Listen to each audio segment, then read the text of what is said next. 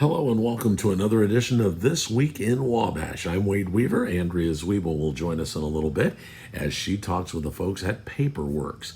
We're also going to show you the Mural Festival information going on in North Manchester currently. Plus, we have a roundtable discussion for the East Market Street project in downtown Wabash and beautiful footage of Alumni Field. Plus, Jenny Terrell joins us from Terrell Realty Group. We'll talk about real estate in the city of Wabash, county of Wabash, and all around. Also, we'll talk to the folks from MSD about their transportation department. So sit back and enjoy another This Week in Wabash. We are with Susan Stewart, Keith Gillenwater, and Mayor Scott Long. And we're talking about historic preservation. We're talking about a piece of downtown Wabash on East Market Street that has had some media coverage in the paper. And also, we've always talked about housing. I remember during the mayor's race, the first time that you guys ran for mayor there, housing was one of the issues, and housing has always been, it seems like. Keith Gillenwater from Wabash County, economic development guy. You have thought about a piece on Market Street to fix up, to change, and how did that develop into possibly housing? Because I know some people were thinking maybe storefronts. Yeah. So when I moved to Wabash County in 2015, actually even before I took the job, my wife and I were scoping out the community and driving around, and we saw everything that there was to see all throughout the community, right? One of the things that I remember from that first drive through town was we went down to Paradise Springs Park, and as you enter Paradise Springs and when you leave Paradise Springs, you see that first block of East Market Street, right? And I would say that we saw an opportunity, right? We saw there's houses that are there now that are primarily rental. Were not in the best of shape, boarded up windows and some walls collapsing and things like that. And so after we got here, got comfortable, got established in the community, I've always had my eye on that East Market Street to say, is there a higher and better use as a showpiece for our community right outside of the entrance to the park, to the trailhead, for the river walk and those kinds of things. And so I'm very honored. I'm glad at this point that we've gotten to the point where we can actually do something about it. Susan, you are on the Wabash Historical Preservation Commission, and what has come up during this conversation? Is there historical preservation that needs to be done down there? Are there buildings you have to save? How's all of it? Well, it is within the historical district, but really the main home there was the old hotel. I wasn't familiar with that. Tell us where that was. That is just 118 to 122. Okay, there you go. Okay. There you go. Right. And we've been watching it for a number of years, hoping, we hoped that Richard Ford would have taken interest in it, but his plate was full with Charlie Creek, and we've just, like I said, been watching it, and then Mayor Long called me about it. It's so deteriorated. Our mission, and I've said this at the special meeting that we had, our mission on the Historic Preservation Commission is to save historical buildings, sites, what have you, because once it's gone, it's gone. You cannot replace any of that. But you have to look at the big picture, and the big picture is we're going to take that whole block there and improve it immensely, and to fill a need for the city as well. We had to do the same thing when the Eagles, sure. When Honeywell came in to do the Eagles Theater, the marquee, that's what we all grew up with, and it wasn't going to be feasible for what the Honeywell had in mind, the foundation. Right. I think the end product there is really... It is. And, that wasn't the hill that we were going to die on, was that marquee. You have to look at the big picture, and I feel the same way with this. Of course, as I said at the meeting, my dream would be that somebody will come along at the witching hour and say, I'm going to save it, but I've walked through it too, and it's we lot can of get disrepair. we can get to more on that building and some of the other pieces on that East Market Street. Mayor Long, Keith brought up your name. Obviously, wanted to get with you and say, hey, what kind of things can we do? What has your thoughts been the last 6 years on that piece of property?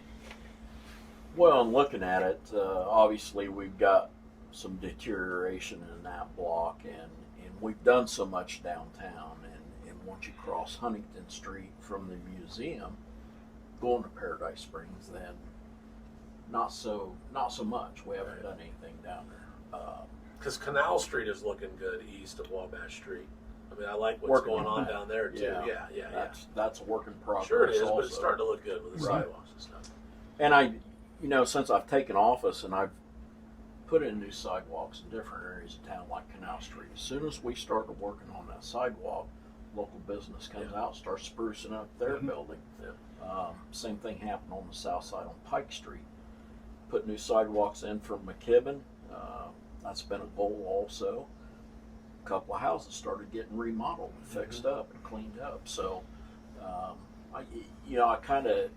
it's kind of a if you build it, they will come type thing, because if you give them new sidewalks, new streets, then that gives them pride in their residents. So in this block, obviously we had a housing study done 3.5 years ago by Zimmerman Fall, because we didn't have any new housing. Well, what can the community absorb? We don't have any market rate apartments. We have 2 apartment complexes, and all or part of those are government subsidized. We want an apartment complex somewhere in the city that's going to attract the younger generations to our community. Not necessarily It's government not subsidized. Right. Right. It's not. It'll be market rate. You'll be paying, market rent for the apartments. Not going to happen on that site, but we're working on GDX. Obviously, is the site we're working on. We're wanting to put housing on the former hospital site also. So we've got all that going on, and Keith and I have discussed East Market Street. We have toured various developers over the last 2 or 3 years by there, saying, "Hey, this is a block we want to do something with." So we saw an opportunity to try to start purchasing some of these properties with the intent to get them all, raise all of them, start from scratch with something new that's going to attract people to the community. We haven't had a lot of new housing starts. The Gardens is full. So where else within the city limits can you build? So let's talk about then a little more of your vision, Keith. Let's go back to that. And then you've also brought in some other groups other foundations. There's a foundation, I think I saw a part of the article. Sure. And also Manchester University. So explain kind of what's been happening since you talked about this. Sure. So when we took on this project in this vision of saying, hey, we think there's a higher and better use for that, sometimes you get those projects where the stars start to align and you see that opportunity to start laying out your vision to somebody else other than my board of directors, right? And so we were approached by Professor Leonard Williams at Manchester University. Has every spring semester he teaches a public policy class, and he has approached us in the past to say, hey, I would like to have my students do they do a class project as part of the requirement to be able to get the credit for this class, and instead of having them do some sort of nebulous federal project that they'll never actually see come to fruition, is there a local project that we could have them take on, right? And so that led to, what's a community problem? Housing. What is something that I would like to see them do? And so I brought it up to the mayor and said, what do you think about this East Market Street project, to have them take this on just to see what they would come up with and say, we think there's a higher and better use. What do you think? And it's funny because they took this on over the course of a semester, and they came up with essentially the same thing that we were thinking, right? Without our guidance, right? We had sent notes to all the homeowners down there who owned the properties, I guess. We had put notes in the mailboxes saying, hey, you might be contacted by a student. You might see students walking around. This is part of a class project. And we actually had some of the homeowners start approaching us at that point back 3 years ago saying, hey, maybe you'd be interested in buying our house. And then, well, maybe we would be, right? Yeah. And so students did this project, and then at the end of that, they presented it to City Council. And so this would have been in, I think, 2017, in the spring of 2017. So they presented it to City Council, and we were just, I think, taken aback by the amount of support from the City Council of saying, wow, this is a really good idea. This is something that maybe we would like to see. And the results of their study was single family housing. It could be market rate apartments or something like that. They also talked about potentially a mixed use development as well, but they were pretty set on apartments. Throughout the course of that program, they had talked to people like Lisa Gilman, who obviously is doing market rate apartments in downtown. They talked to Mike Beecham, who also has some apartments and those kinds of things, just to see to ask them about, what have been your experiences, and do you have trouble renting them? And I know from contacting all of our landlords in downtown that have properties, when every time we get a company that calls us that says, hey, I'm recruiting an IT person, or I'm recruiting an engineer, and we need a place to put them, can you find us an apartment? And it's the same people I call all the time, and the answer is almost always the same, which is, we're filled up, but eventually when we got a spot, we'll help you out, right? Yeah. So we think that there's maybe some opportunities there. Gotcha. So after we did that program, the mayor had mentioned we did the market study for housing, which included that East Market Street as well as the GDX and the Parkview site. And then finally, fast forward to last year, we had the conversation through our Wabash County Business Alliance Foundation. So when we merged Grow Wabash County, the Chamber and Economic Development together, we had a 501c3 and a 501c6. And so that Business Alliance Foundation is actually what the old Economic Development Group was. And so we used our foundation to start making offers on homes. And so we got some of them for the people that approached us and said, most of those homes were people had acquired them at tax sales and things like that with the intent to maybe someday fix them up. Most of them were rentals. I think there was one that was owner occupied. And then obviously the structure that we were talking about, the 118 to 122, which obviously was more of a historic structure. I will say before we purchased it, we had Indiana Landmarks go through the building. Lisa, we got all the people we know who would take on a historic building potentially to go through and give us an idea, and actually to give us an estimate of what it would cost to even just take it into basic apartments, let alone our vision, which is, single family sort of condos down there, that people could purchase. And the estimate we got back was, without doing the structural things in the bottom, in the basement that has been weathered that you talked about, $337,000 just to do two basic apartments. And, at a certain point, you can't put enough money into certain things if you ever want to. We can't afford to lose money on a lot of things, right? Yeah. And so that was the challenge. So that's when we made the decision to say the rest of those homes have no historic value at all. No, they're not contributing whatsoever. Yeah, and so that's when we made the decision to say, let's see what historic preservation has to say if we want to tear this down. We just can't make it work, the numbers otherwise. I know in the end, you're going to want to sell these houses and then be able to move on to the hospital site and the GDX site. So nothing is going to happen because of...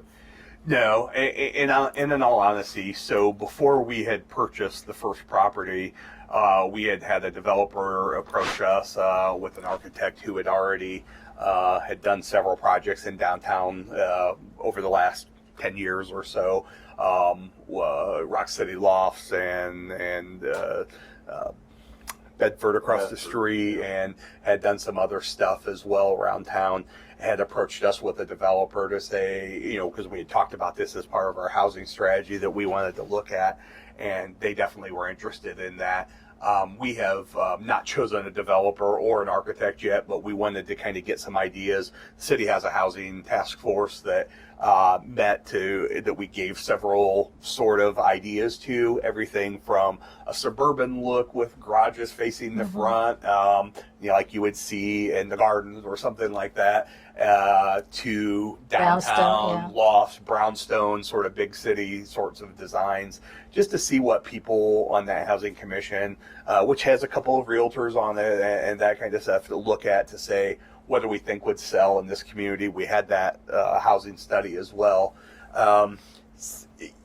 Honestly, since that time, and it started to become public that we've been acquiring these homes and started this process, we've had people approach us, other developers, we've had locals approach us saying, we'd like to potentially partner on that. Would you consider selling the land and we'll do something?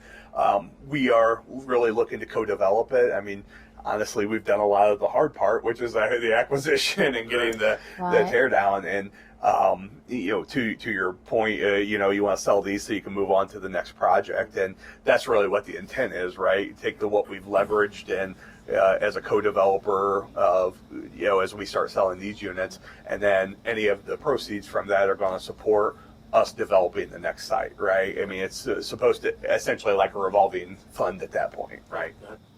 Join us for part 2 of this conversation coming up in just a little bit on This Week in Wabash. Hi, I'm Andrea with Wabash Marketplace, and we are here in downtown Wabash at Paperworks. You might not always notice it. It's kind of tucked back here. You're off of Factory Street, so if you've come to downtown Wabash, you've seen the YMCA, you've seen the all-inclusive playground, just go a little bit further and you make it to the mill here. I haven't been here before, so I'm excited to get a tour and to learn a little bit more about what you have to offer here. But I have Eric with us, and he's going to tell us a little bit more. So tell us, what is Paperworks?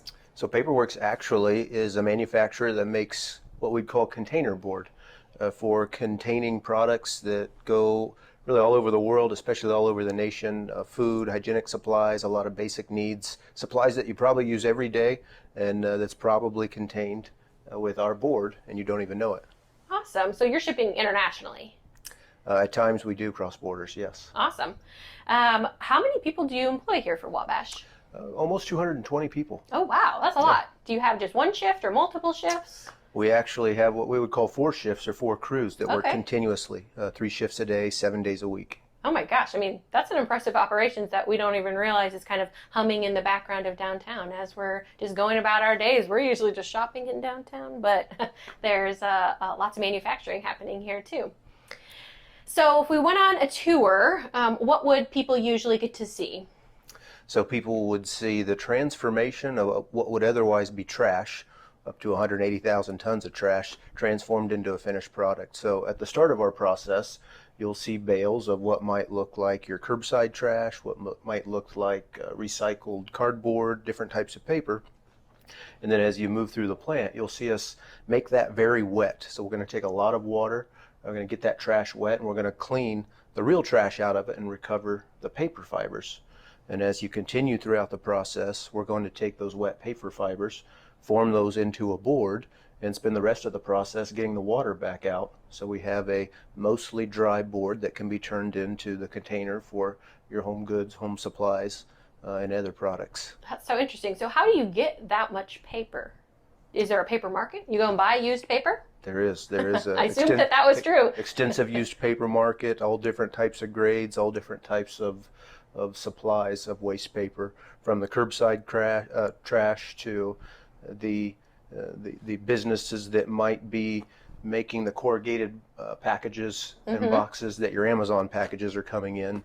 Those clippings might come directly to us, and dozens of different supplies and various grades of cleanliness in those supplies. So it's a pretty extensive market, a pretty extensive operation to source the right paper and that volume of paper from all over the country. I love that we have this in Wabash too. So it's really trendy now to have recycling and reuse, but how long has Paperworks been here?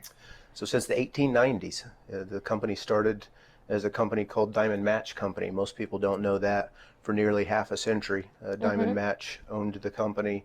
Most people might remember the company as Container Corporation of America, several decades, nearly 40 years of container ownership. Other people might know the mill as Jefferson Smurfit, decades of ownership from Jefferson Smurfit, and now approaching 15 years of ownership under the Paperworks brand. Awesome. Well, I'm really excited to see that tour that I talked about. I think we're going to switch and we're going to meet Chris, and Chris is going to give us just a little snippet behind the scenes inside the Paperworks mill. All right. Hi, I'm Chris, and I'm going to take you on a tour of the Wabash Paperworks mill. We're going to talk a little bit how we're doing our part to keep the environment safe and clean. In the first part of the interview, you heard Mr. Ryder talking about the fact that we're bringing in around 180,000 tons of trash a year and turning it into a sustainable product that packages food and medical and various needs across the commodities and paper industry. Okay, so this is the beginning of the process. Not a super great looking environment, but most paper mills you go to are gonna have something like this. Nothing super proprietary here. We're taking different types of paper. You know, this is two that I'm holding right now. Most people associate clean with white and dirty with brown, but they're both very clean, different types of fiber for our process.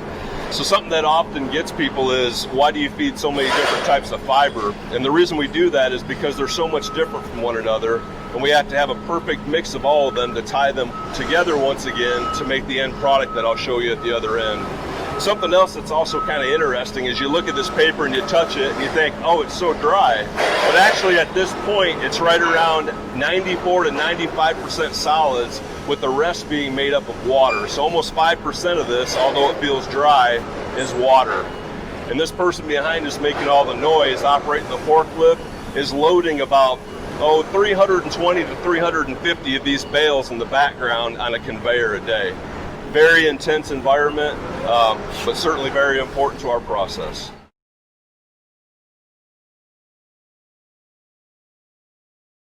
So in the last part of the process, we talked about the bales coming in about a 94 to 95% solid standpoint. At this point, we're dropping them in a pulper where there's a big boil that's breaking the paper down and helping the trash to separate. By the time it leaves this point in the process, it's about 95% water, 5% solids, and then begins the cleaning process. And we'll remove debris anywhere from the size of an engine block all the way down to the size of a pencil lead. So we talked about bringing the fiber in, putting it on the conveyor, putting it in the pulper, cleaning it. Then we take it to a section called the refiners where we cut the fiber to length. We want to make sure that it's not too long so it's a rough surface and not too short that the water can't drain through it. So remember at the beginning of the process it was about 5% water. At this point it's about 99.1% water. At this point, the stock and the water combination goes on a cylinder when the water is removed, and then it picks up another layer as it goes from ply to ply. So we've set it up the conveyor, we've cleaned it, we've taken out all the non-desirables, we've cut it to length, we put it on the paper machine where it was about less than 1% solids when it started out at 95, then we dried it, and we're at the final part of the process where it's back to 95% solids. So we went from that nasty bale at the beginning of the process to a very usable substrate to be packaging for cereal boxes, cake boxes, whatever you want. And it's perfectly clean. So what's happening here is we showed you the clean piece of paper, but the job's not over yet. So at this point, it's going to wind up to whatever diameter the customer wants to see, and then we'll take it over here and run it across the rewinder to be able to cut to the width that the customer has asked for. So you can see it measuring out to make sure it's the right width for the customer, and then those circular devices are just like little razor blades that are cutting the sheet of paper, and it's running off at about 2,000 feet a minute. So this concludes today's tour. I hope it was interesting for you. I've been here for about 25 years, or in this business for 25 years, and I still learn something new every single day. It's a lot of fun. If you're interested in learning more about what we do here, you can go to paperworksindustries.com, and you might even see some potential job opportunities for yourself as well. Thanks. Welcome back to This Week in Wabash. On This Week in Wabash, we're going to talk with Jenny Terrell from Terrell Realty Group. How are you? I'm good. How are you? Awesome. I've been meaning to have you on since the very first week. You were one of my test dummies. I was a test dummy, Yeah. and I got booted. So Yeah, you what's that did. say? Well, I was going to do some stuff because it was COVID, and I wanted to do some stuff online and do it like that. I'd rather be in person. Socially distanced. Yes. We're good to go. Yeah. Let's speak about COVID, and because we did talk back in March. I mean, right after it started. What happened in the real estate industry? Oh my gosh! You know what? Initially, I thought we're dying. Things are going to be shut down. It really made me a little bit nervous. But then apparently we came out on the essential workers list, Yeah. and my world just exploded. As did every other realtor all around. I mean, literally, we have been crazy. Pandemic going on, and our numbers are just out the roof. I So mean, are people just sitting around their houses getting bored with what they've got and they want to go get another one? That may very mean- well be. I mean, you know what, Wade? What's been happening more recently for me, I actually have a lot of people calling me from out of town, Chicago, bigger cities, bigger areas, and they're wanting to get back to simple. I mean, There that's are really a lot of reasons probably yes, why. 100%, Yeah. 100%. But yeah, I've been dealing with a lot of that more recently. So, you know, it is what it is. But they're just wanting to get, back to smaller living. Right, absolutely smaller and smaller town and not as crazy urban stuff, as Right. far as, yeah. With I all the gotcha. crazy going on out there. Awesome. Sure. So what was it like for folks when were you allowed to go in people's homes? Were you afraid to go in people's homes? There was probably about a 2-week period of time where I did get really nervous. I'm thinking, okay, we have a pandemic going on and I'm out here slinging houses. But that really only lasted a short period of time for me. There was a couple stranger situations. There was a seller one time that made us wash our hands before we walked through the house. Sure. Most of them would prefer we wore masks, and we did that. I did wear gloves for a very long period of time. Because I would have to touch light switches, door handles. I'd wear gloves, and then and take them off when I got to my car and do the sanitizing thing. But for the most part, I literally had one seller that said, no, you're not coming into my house. And we ended up FaceTiming through it. Okay. The seller took us through with their phone and we FaceTimed. I know, it's kind of crazy, but that was really the only situation where I wasn't allowed to go in. But some of them had rules and restrictions, but Every industry has had to adapt, and I'm amazed at how well we have. right. Yeah. It is crazy. It is. We have, some of the title companies are putting different rules into effect and still haven't changed, where we're closing by way of a computer. The closing agent will be in another room, and we have a screen in front of us as the buyers or sellers sign, and we all have our masks on, and we do our transaction through the computer. So That's crazy. yeah, it is crazy. You're right. There's so many changes, so many, things that have kind of been turned upside down, but we're making our way through it. We're going to kind of make this a feature on This Week in Wabash, where I talk to a few of the partners of ours, realtors, and you work with all of them. You have Yes. to. Mm-hmm. But let's talk about your opinion of the housing market in Wabash right now. Oh my gosh, it is crazy. I mean, our biggest problem right now is inventory. We don't have enough listings out there anywhere. I mean, and it's all across the United States. Which is a seller's market. It makes it a seller's market big time. I mean, it's definitely the time to sell. If you're thinking of doing that, this is the time. And things are selling for a lot more than what they normally would have. Okay. I mean, because of the competition. It may be a situation where you put a listing on and within 8 hours, you may have 5 offers on it, maybe 10. I mean, just depending on the situation and what's being offered. But it's real competitive for buyers. Are we at the point where people are offering more than the listing price? Yes. Okay. That happens a lot because of the competition. Yeah. Once you have more than one offer, and then they're all made aware of that, they're all asked to give their highest and best offer. More times than not, somebody's going over that asking price, if not several. Boy, back in the day, $150,000 list price, and people are like, I'm going to offer them $130. What do you think? What if somebody came to you and said I think I'll go 130 now. Yeah, and I've had some buyers doing that. And I warned them this is not going to work. And after they've lost 3 or 4 homes, they finally get the idea. I'm not lying. I mean, I'm telling you the truth. Right. You need to be competitive or you're going to lose out because it's just so fast-paced and things are just moving so quickly, you know, when a listing does come up. Jenny Terrell from Terrell Realty Group. Tell us about some of the folks you've got working with you. I have the best crew. You do have a goofy crew. We have a goofy crew. We have a lot of fun together, but they're all very professional and just an awesome group of people. They're like a little family to me. To start with, Sarah Mast is an agent with me. She's been with me for, I want to say, 4 or 5 years now. So she's pretty well veteraned and does a really great job. Emily Williams is also an agent that I have in my office. She's also been around for about 3 or 4 years. And then there's Jacob Terrell, of course. Yeah.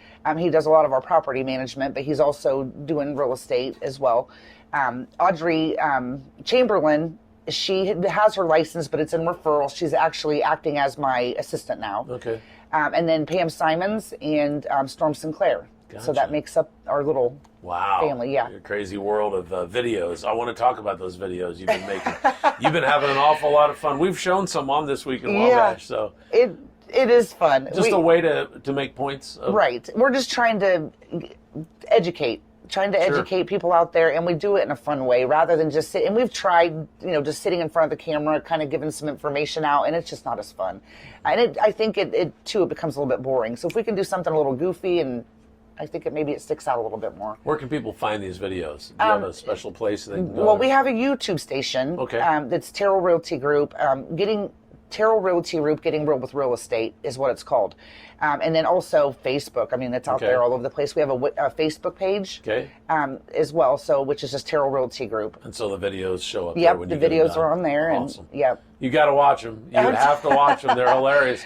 One of my favorites is I like the big truck, the monster truck. I played that quite a bit, but you've got one now where you got Sarah playing a guy. She cracks me up. You know what? Audrey and I will sit and kind of figure out what are we going to do, and we can put Sarah in any position, and we know she's going to do it. And when we brought that up, she did ask, "Why do I have to be the man?" And it's like, because it's funny. Yeah.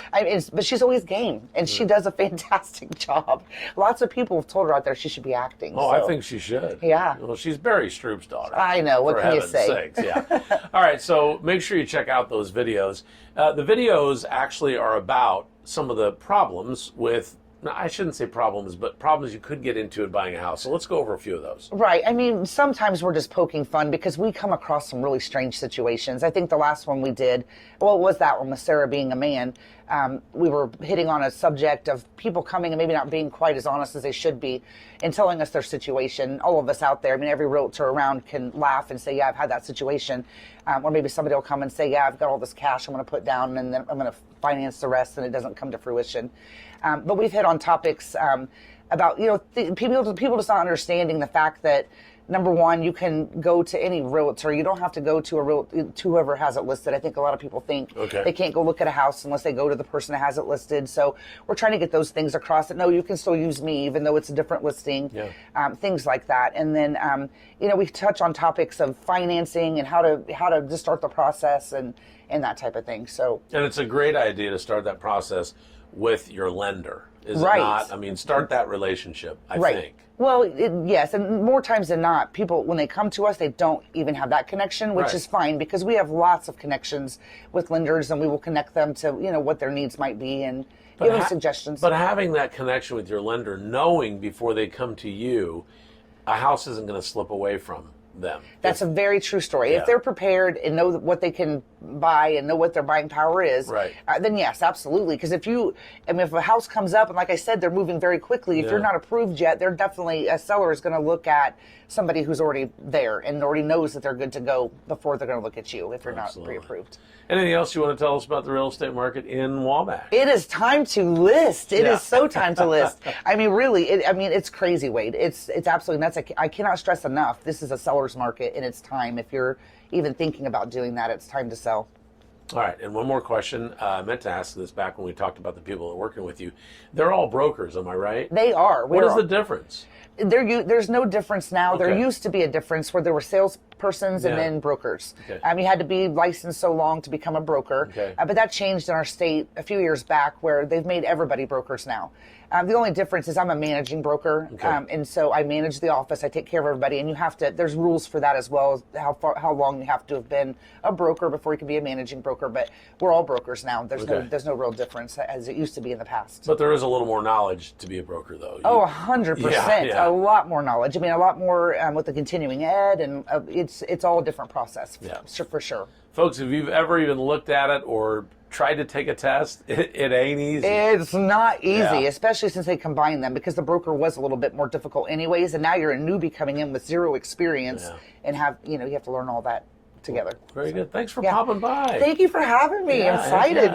Terrell Realty Group, get on Facebook, check them out, and you have a website too. We do have a website too. It's www.terrellrealtygroup.com. All right, very good. We'll be back with more.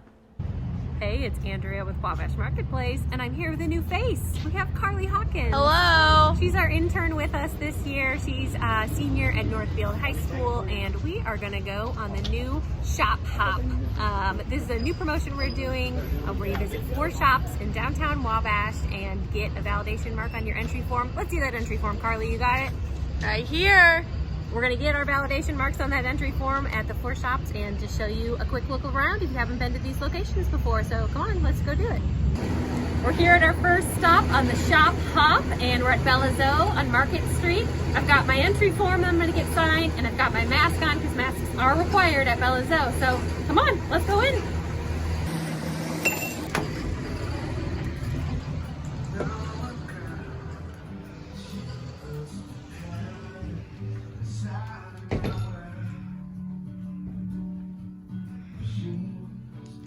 There's the shirt that Andrea is wearing. You can get it at Bella Zoe. And we're gonna come up here and just get a signature from Bella Zoe. 1 of 4, done. Easy as that.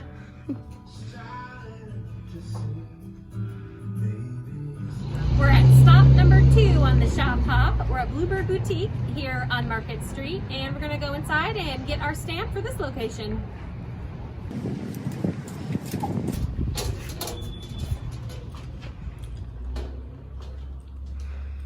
Gonna take you on a little tour over here of these wonderful pajamas that they just got in. They're very soft, great prints, and fuzzy. Also take you over here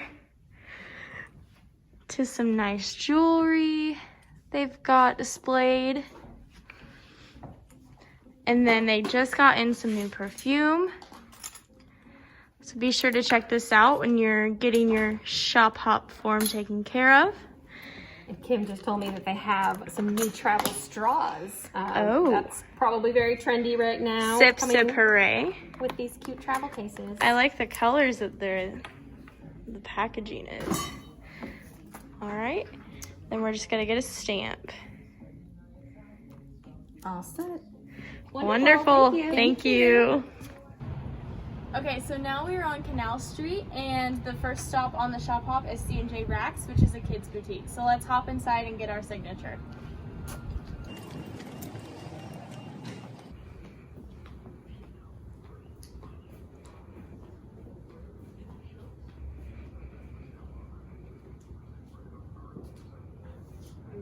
Thank you.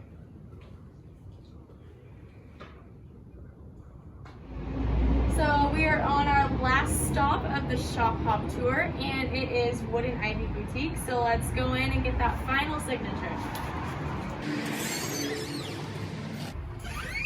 Welcome to the night. Hello. Hello. Can I get a signature, please?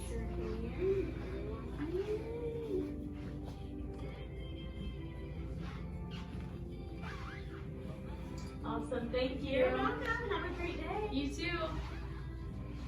So once you're all done with your form and have all your signatures, the last thing you need to do is take your form to Bickford and Wabash to turn it in, and then you're all complete. Have fun shopping.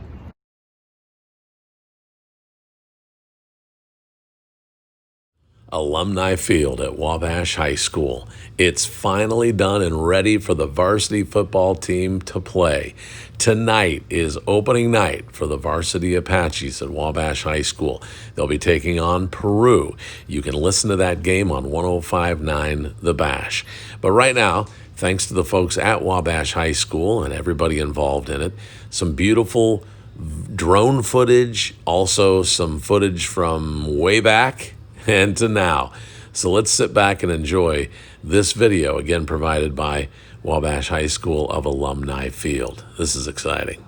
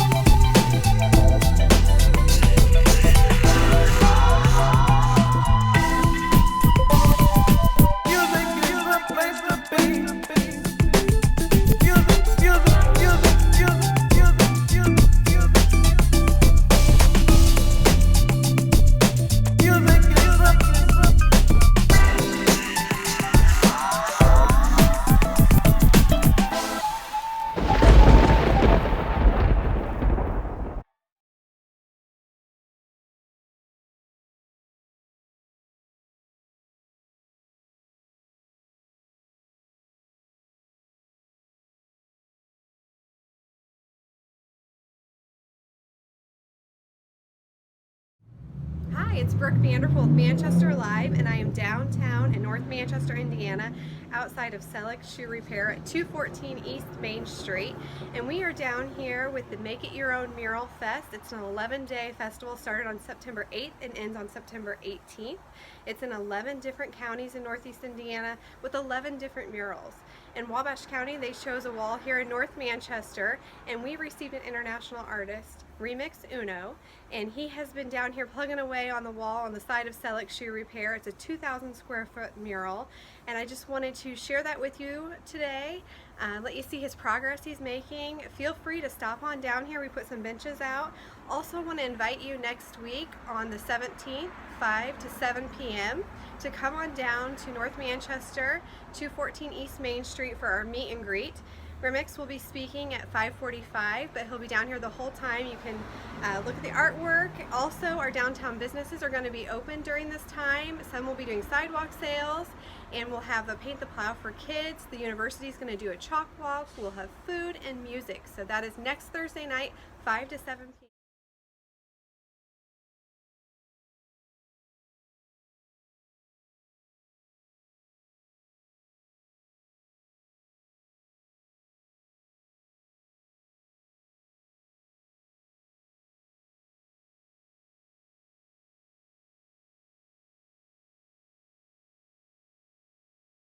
Wade, thanks for allowing us to come back today and talk with Melissa Ball, our Director of Transportation.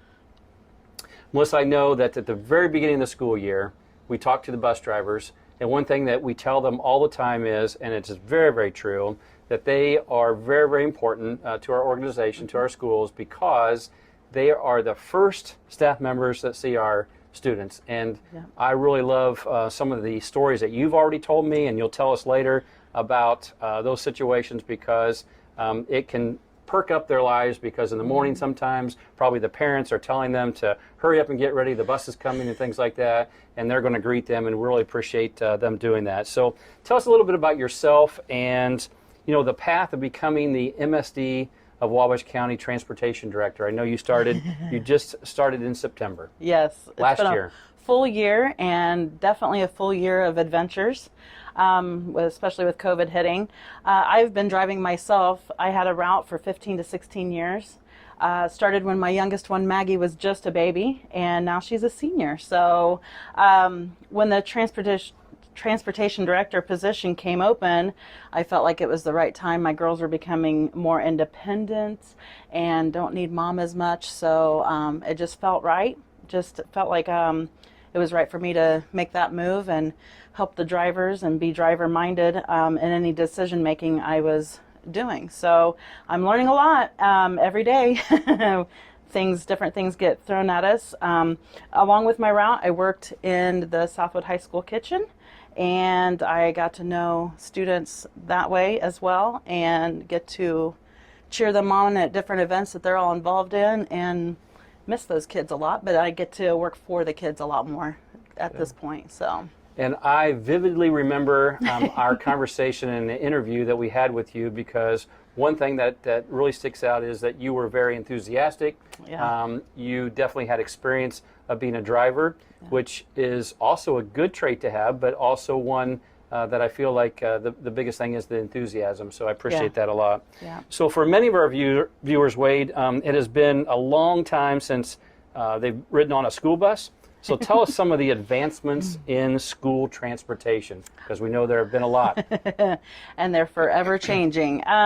Well, all of our MSD buses are equipped with cameras. We actually have a couple of buses that have stop arm cameras that not only helps us out, but helps the authorities. So if they do have to take something to court, it's pretty much a open and shut case. It's a very proactive piece of equipment, not just for the drivers in the corporation, but for the students as well. So I feel like that has been a good change for all of us. One of the other things is you'll notice that our seat backs are much higher, because boy, when we were in school, they were down here. That is to compartmentalize the students, to keep them in their area. We are currently looking at some new technology to add to our fleet, and we are always looking to change and add and make it better. So. You mentioned the stop arms. I do know, and for all of our community, just a reminder, when those lights go on, those amber lights come on, and the warning lights come on, and the stop arm comes off, please stop and make sure that you don't run those. We've had different situations. Luckily, nothing here in Wabash County, but in other places that can be very detrimental to our students. So just please make sure that you follow all those the rules that we have in the laws. So. Yep. What would you want a child that is a first-time rider, or even a parent of that child, to know about their bus riding experience? Well, just know that our drivers are very kid-minded. We have a great group of drivers who love our kids. We have first-year drivers, and we have drivers who have been driving with us for 46 plus years. So I know that sounds like a lot. They are a staple in our community, and so they have our kids at best heart. A lot of our drivers do assigned seating, and we arrange those according to grade, so preschool in the front, kindergarten, and then so forth and so on, and high school in the back, to keep those kids separated a little bit. Okay. And you mentioned those drivers that are new this year and also have been driving for 46 years. Tell us a little bit more about the driving team that you do have now. Oh yeah, we have quite a group. We have several of our drivers work in our school system as substitute teachers, as cooks, as teacher aides. So they are in our community, in our school quite often, every day. We have drivers who work outside in other areas, farmers, seamstress. We have a couple who have their own small business. So they are always going, and they have our kids at heart. We have a few drivers who participated in Shop with a Cop a couple weeks ago. They are very community minded and raised quite a bit of money from what I understand. So. And speaking of the driving team and the fleet that we have, how many drivers do we have altogether? We have 26 drivers, and we have 2 special ed drivers with aides on their 2 buses. All right. And one thing, I don't know if the community really knows, but MSD of Wabash County has a lot of square miles to cover. Mm-hmm. It's approximately 300 square miles. Mm-hmm. And actually, we are the 22nd largest school district geographically in the state of Indiana. A lot of people don't know that stat, but it is very interesting, and a lot of, like I said, a lot of miles to cover. And I also know, listening to the bus radio in the morning, our bus drivers are the ones that also report things that happen at night, whether there's a storm. You know, we have trees down, we have signs down. So I'm sure it's a great collaboration with the Wabash County Highway Department and State Highway Department, because we do make several calls because they're the ones that are traveling all of our rural areas. And so that's always a neat thing to be able to help out, to keep everybody safe, not just our students and just our staff, but also everyone just to see and watch the roads. Well, and I want to quote a couple of our drivers we've had in a couple weeks, this last 2 weeks. They both said, and at different times without even prompting anything, they said, I wouldn't be doing this if I didn't love it and the kids. So that just kind of, when they've been driving all these years, it pulls at your heartstrings to know that they're doing it for a reason, and that's because they love the kids. Okay. So very good. So we all know that COVID-19 has required new processes this school year for keeping our students and staff safe. Can you tell us about MSDWC's COVID-19 policies for school transportation? Yes. What is different than what was going on last year? MSD is heavily relying on our local health department. And right now we are keeping our families together in assigned seats on the bus. We sanitize the bus after each route. We are also using hand sanitizer, and the students are wearing masks. And the drivers are wearing masks as well. Okay. Well, Melissa, again, we just really are glad that you are on our team. Well, thank you. You are the Director of Transportation. You have a very, very big job, very important job to make sure that all our students and staff, not necessarily staff, but our students that are safe, that are on the buses. And anything else you want to share before we end our session today? Well, I just want to thank all of our drivers and staff and everybody working together. It truly wouldn't be without a team, for sure. We collaborate. I have had several drivers be able to come, and we can collaborate some different ideas and work them together and do what's best for the kids. So. Thank you very much. Well, you're welcome. Thank you. Again, thank you, Wade, for allowing us to come and letting us speak with Melissa Ball, our Director of Transportation at MSD of Wabash County. And as always, dream big and work hard. Welcome back to part 2 of our roundtable discussion with Susan Stewart, Keith Gillenwater, and Mayor Scott Long on the development of East Market Street. So we'll join the conversation with Mayor Scott Long. So remind the folks, Mayor, where this money is coming from to purchase, because I'm sure you'll get these questions. Yeah, I all the money came out of my county economic development income tax money. Seeded for those. Seeded. Yep. Those funds are discretionary funds of your county executives. So your county commissioners have some of those funds. I, as mayor, have some of those funds every year. Adam Penrod, Manchester, has them, and I thought it was a good use. What better economic development than building some houses? Well, in order, you and I talk about this all the time. You got to tear something up to make it better. Yeah. So we're gonna have to tear this block up. Like Tim the Tool To Man make it- Taylor. Says the guy tearing up all the roads. Well, and you know, we went through that on Wabash Street and all the heartache through that. And the same people, or a lot of the same people, complained about that project and how it was inconveniencing them. Hey, this is really beautiful. And it's going to be the same thing in everything else we do. It's going to be the same thing in this.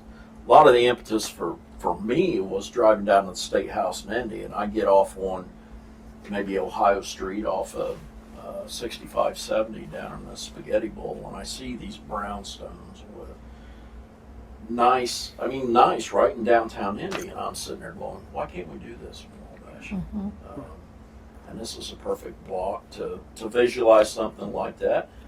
Or it could be single family homes. We could put 6, 8 single family homes. I don't know, I envision a craftsman style kind of home that's got the peak in the front.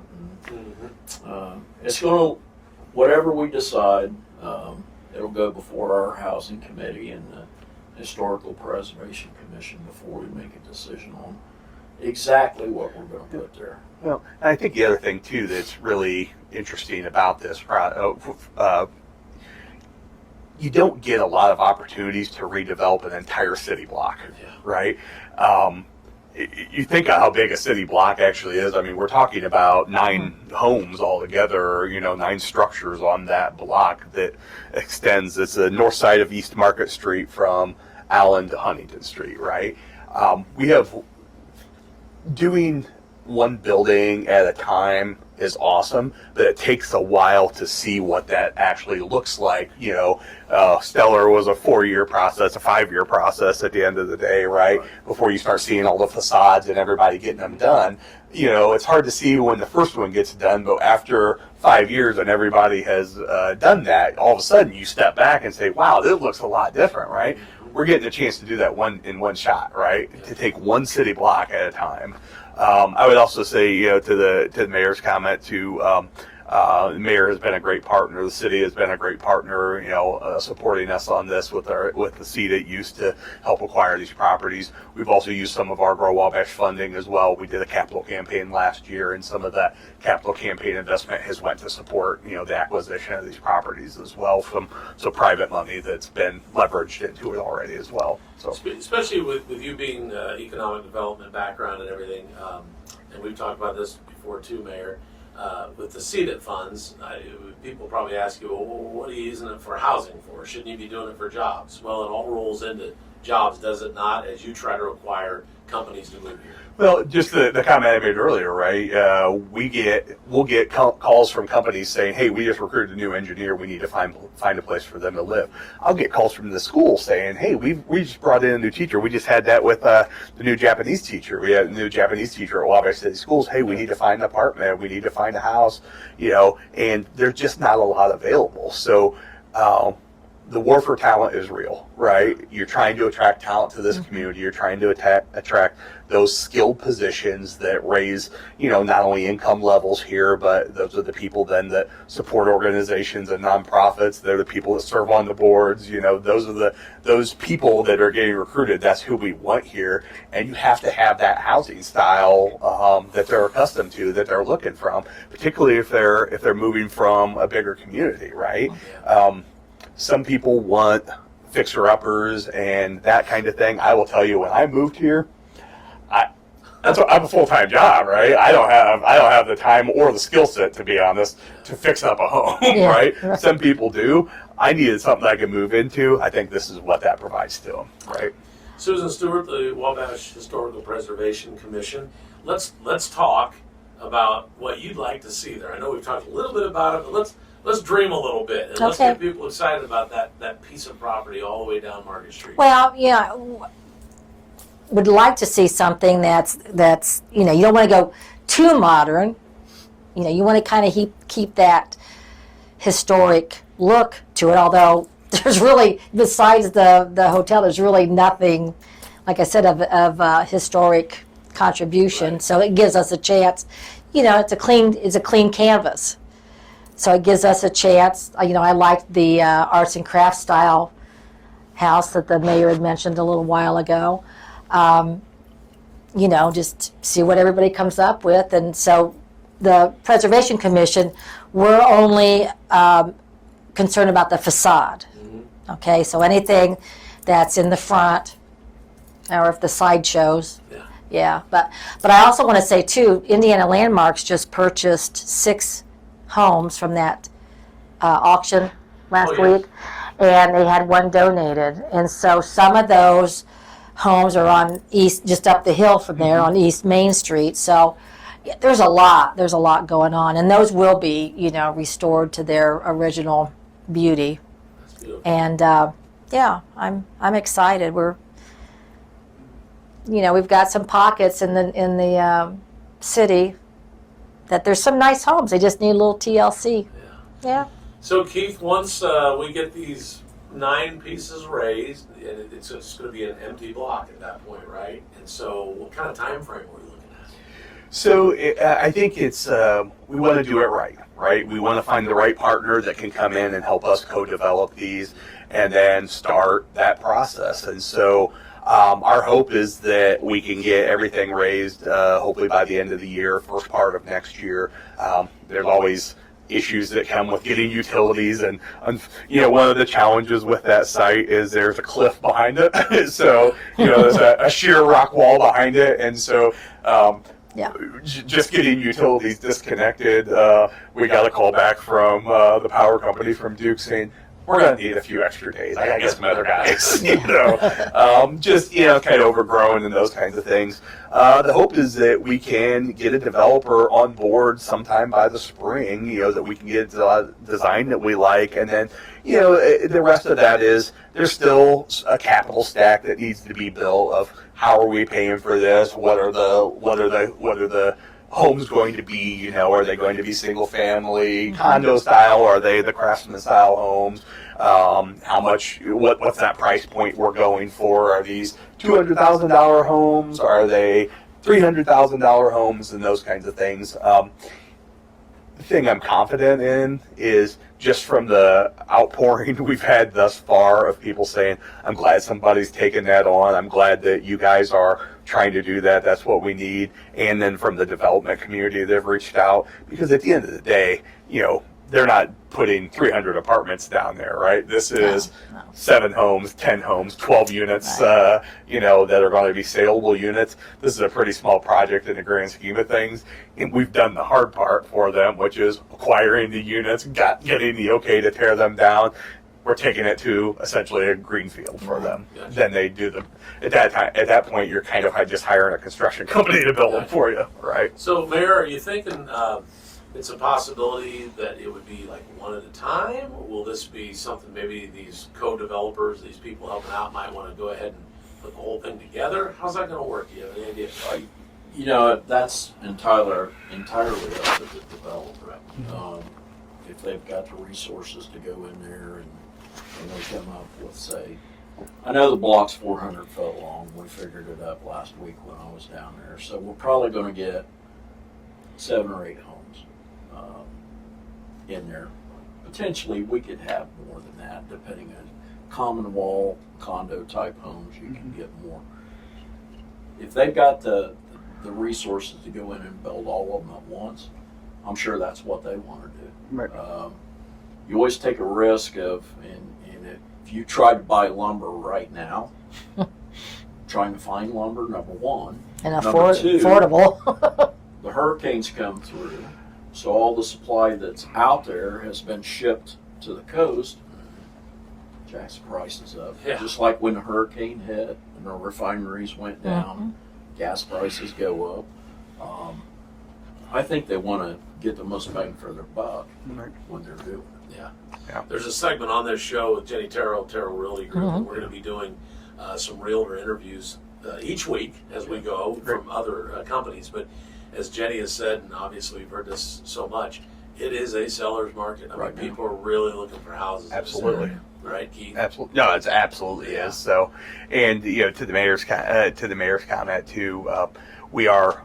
I could see how someone would want to come in and build them, and one of the biggest costs of doing any sort of building is the mobilization of getting the equipment there and the construction and all those kinds of things. And so you certainly get a bigger bang for your buck when you don't have to keep remobilizing to build the buildings.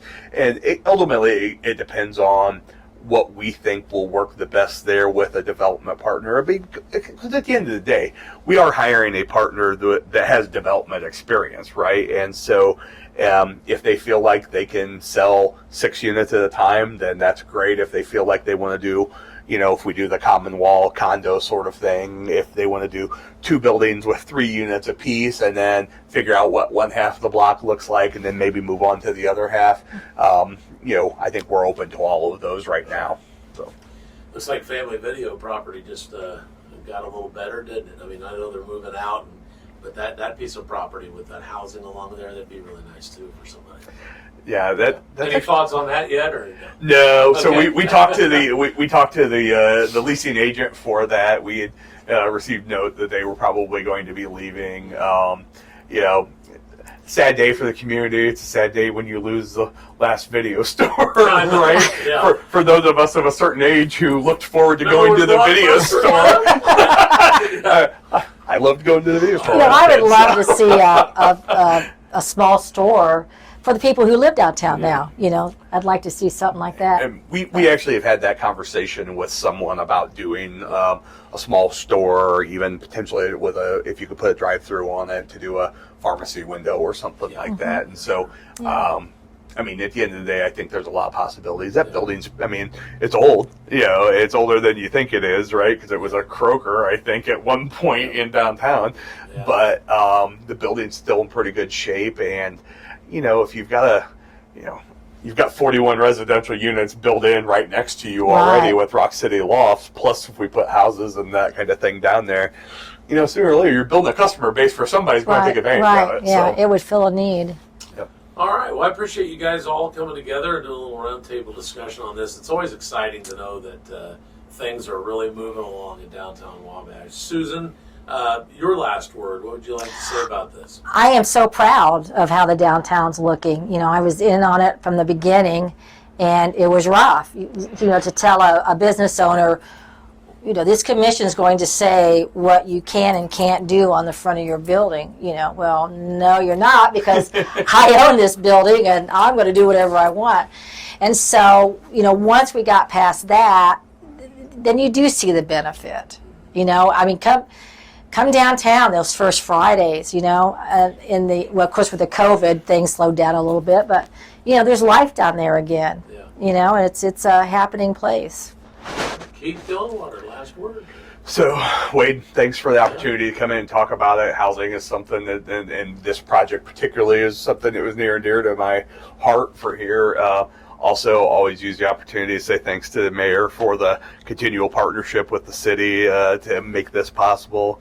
Obviously, historic preservation as well. That was, before we purchased those homes, we're like, let's hope everybody's on the same page. Susan Stewart, honestly, it's been great, and so I'm excited about what the future holds for that site. Yeah. Last word, Mayor Scott Long. You always get it. From everybody. Yeah, exactly. No, we're going to tear these houses down economically. My street department has an excavator operator, so we're going to rent a larger excavator. That's going to reduce our cost. We don't have to put it out for bid and have somebody come in and do it if we can do it ourselves. Our intent in talking to Scott Richardson is try to get this done before leaf season. So I think you're going to see some action here pretty darn quick on on cleaning this stuff up. And housing, these are things that keep me up at night, thinking about housing. And my wife mentioned we ought to sell our house. It's a hot market right now. I'm like, where do we go? Yeah. Might have some units on East Market Street. Yeah, I can still sign, but if I don't have any place to go, Keith just put his realtor hat on.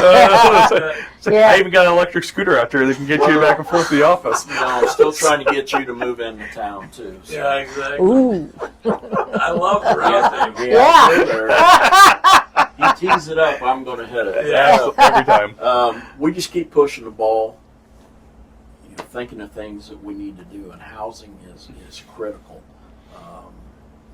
Education, everything that we're doing, that we've done in these last 4 years is for the benefit of the entire community. That's it for another edition of This Week in Wabash. Join us next Friday right here at noon on all of your favorite 1059 The Bash Facebook pages and 1059thebash.com. We'll do it again. Andrea Zwiebel from Wabash Marketplace and me, Wade Weaver from 1059 The Bash.